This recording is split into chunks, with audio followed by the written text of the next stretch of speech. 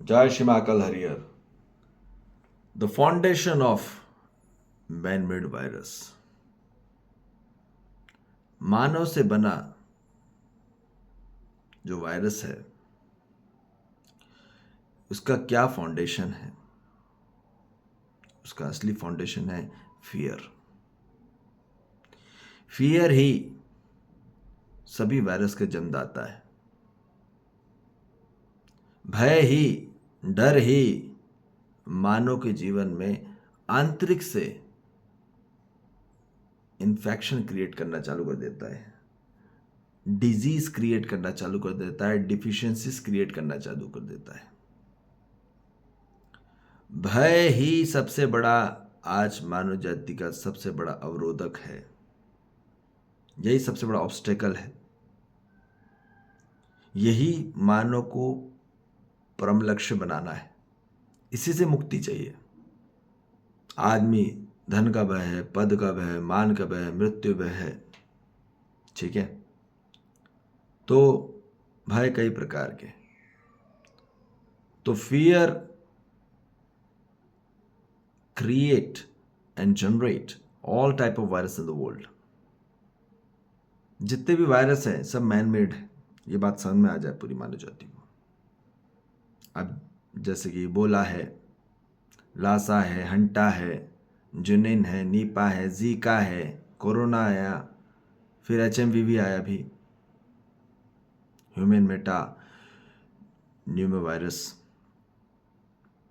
अब ये हमको समझना पड़ेगा ये हो क्या रहा है, व्हाट इज द रियलिटी। कोई भी आदमी ध्यान रख लीजिए, ये वैसी बात है कि जैसे कि कोई भूत होता है तो भूत होता ही नहीं पहली बात तो, मगर उसको डराया जाता है आदर्शवाद में, और वहाँ पे पूजा भक्ति में चले जाता है आदमी। तो भूत से डराया जाता है आदमी को, और ये डायग्नोसिस टेस्ट में आदमी में फंस जाता है। It's the game of diagnosis only and test. क्योंकि जो टेस्ट और डायग्नोसिस होते हैं ये एक देखा जाए तो इसका कोई भी कंसिस्टेंट रिजल्ट नहीं आता।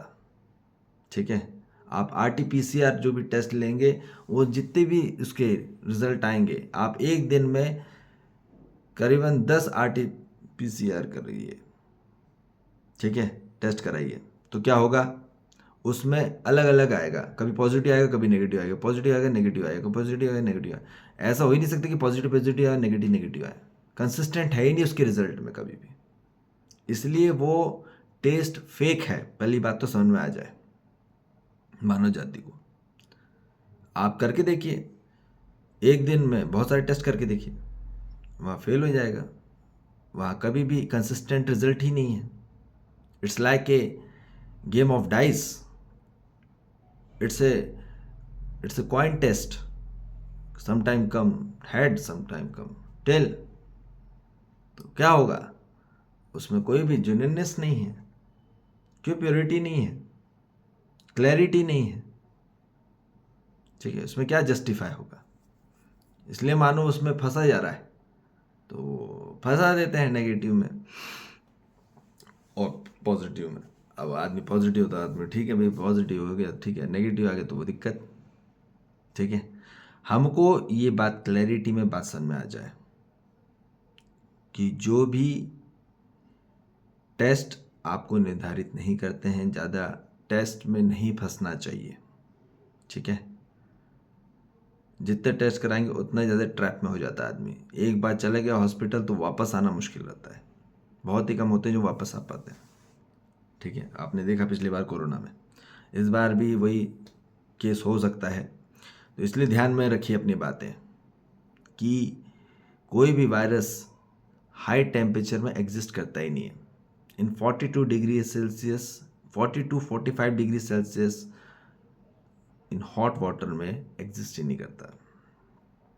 ठीक है, above 28 degree Celsius virus can not be exist. आपको पता है कि जितने भी वायरस अटैक जाते हैं जनवरी में क्यों आते हैं?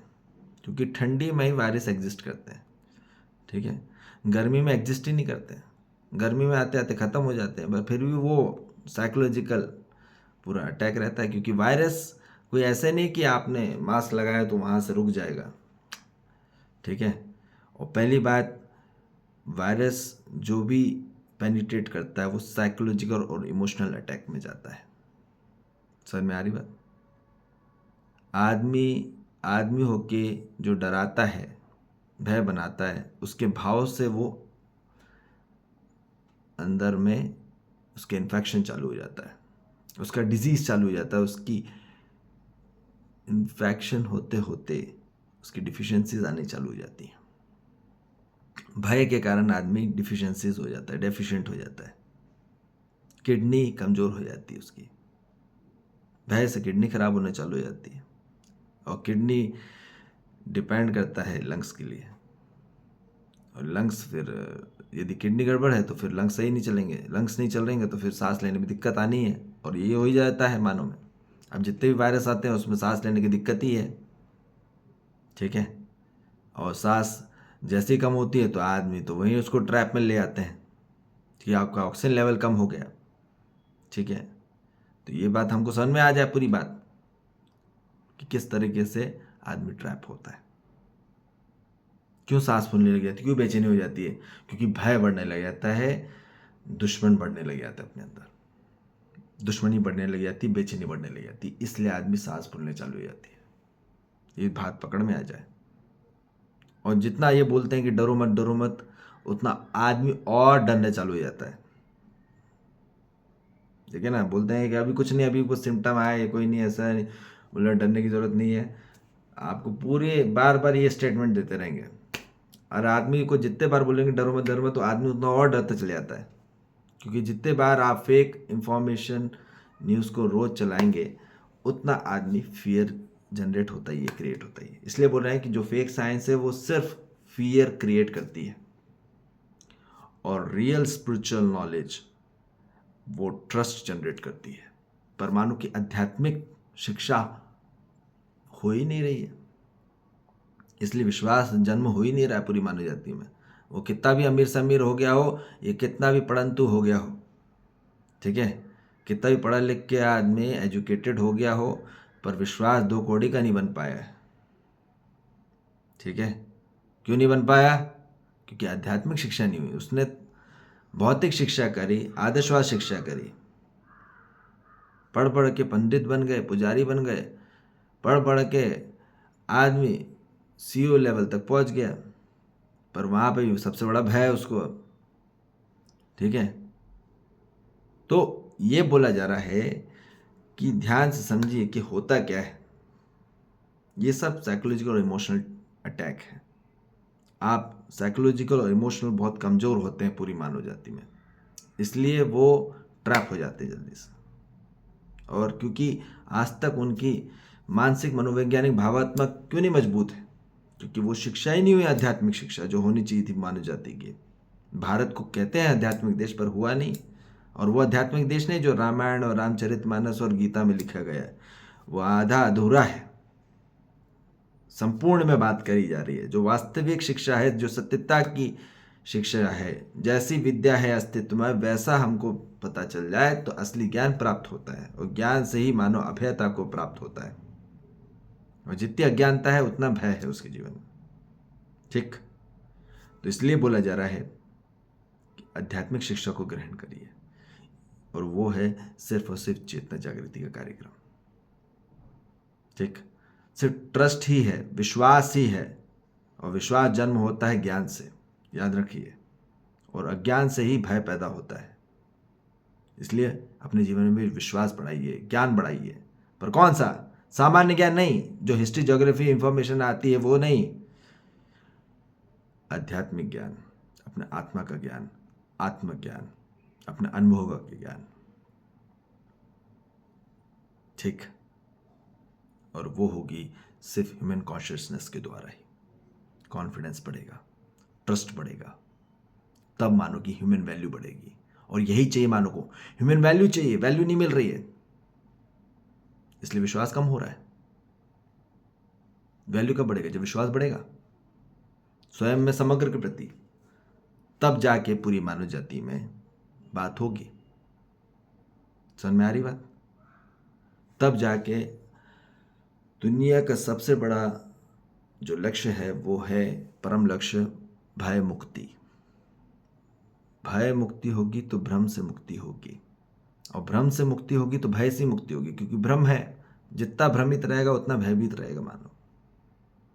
जितना आज कंफ्यूज में है मानव, कॉन्फ्लिक्ट में है, कॉन्ट्रडिक्ट में है, उतना ज़्यादा मानव में रिपल्शन चल रहा है, उतना ज़्यादा मानव में रेजिस्टेंस हो रहा है, उतना ज़्यादा मानव फ्रिक्शन हो रहा है, उतना ज़्यादा मानव टर्बुलेंस हो रहा है अंदर। समझ में आ रही बात? इसलिए right now people need very much highly tremendous attention need for consciousness. जागृति के लिए अब आगे बढ़ना होगा, कॉन्शियसनेस की तरफ बढ़ना होगा, तब बात बढ़ेगी, तब मानव की असली विकास होगा। ठीक है? तो अपने जीवन में विश्वास बढ़ाइए। विश्वास से ही सब इलाज हो जाते हैं, विश्वास से ही इलाज होता है, विश्वास से ही ट्रीटमेंट होता है, और विश्वास से ही दवाई काम करती है। विश्वास नहीं रहता है, शंका आ जाती है, तो दवाई भी काम नहीं करती है। यह ध्यान रखना, दवाई से ठीक नहीं होते आप, अपने विश्वास से आप ठीक होते हो। ये बात क्लैरिटी में बात पकड़ में आ जाए। और अपने भय से ही आप बीमार पड़ते हो ज़्यादा से ज़्यादा। जो नॉर्मल होता है, ठीक है, फीवर वीवर आता है वो ठीक, पर आदमी जो सबसे ज़्यादा आंतरिक में जो सांस लेने की दिक्कत आ गई, बहुत ज़्यादा दिक्कत हो रही है, तो ये बहुत बड़ा प्रॉब्लम है, क्योंकि भय से ही आती वो। ठीक है ना? इसलिए अब हर मानव जाति को भय से मुक्ति चाहिए। सबसे बड़ा लक्ष्य पहले यही है हर मानव जाति का, क्योंकि मानव होके मानव को स्वीकार नहीं कर पा रहा है ना। और इंडस्ट्री और आइसोलेट कर देती है उनको, आइसोलेट कर दो उसको, है ना। जो भी कोई पेशेंट बना उसको और आइसोलेट कर देते हैं, तो आदमी वैसे ही मर जाता है कि मानव होके मानव से बात मत करो, उससे दूर रहो। तो क्या दूर हो, आदमी वैसे ही जितना इग्नोर करेंगे उतनी हेटनेस बढ़ जाती है उसमें, और हेटनेस से फिर सब बीमारी बढ़ जाती है, और यही सब होता है खेल। तो ये बहुत बड़ा गैम्बलर है ये। ठीक है? तो इसलिए अपनी बुद्धि जगाओ। जब तक बुद्धि नहीं जगेगी मानो ऐसी ट्रैप होते चले जाता है, और यही हो रहा है। अब आप कितने पढ़ लिख लो, कोई मतलब का नहीं है। 2 कौड़े का जीवन, 25 साल लगाए, कोई मतलब का नहीं है। इसलिए असली ज्ञान को प्राप्त करिए। पहले ज्ञान को प्राप्त करना है, फिर विवेक जगाना है, फिर सही विज्ञान का इस्तेमाल करना है। आदमी उल्टा सीधा विज्ञान पढ़ता रहता है, फिर विवेक जगाता है, फिर आखिरी में ज्ञान पकड़ने जाता है, तो तब तक तो शरीर यात्रा समाप्त हो जाती है। करोगे क्या? इसलिए अपने जीवन में ज्ञान बढ़ाइए। ठीक? आध्यात्मिक ज्ञान, आत्मज्ञान। ठीक है जी। जय श्री महाकाल। हरिहर।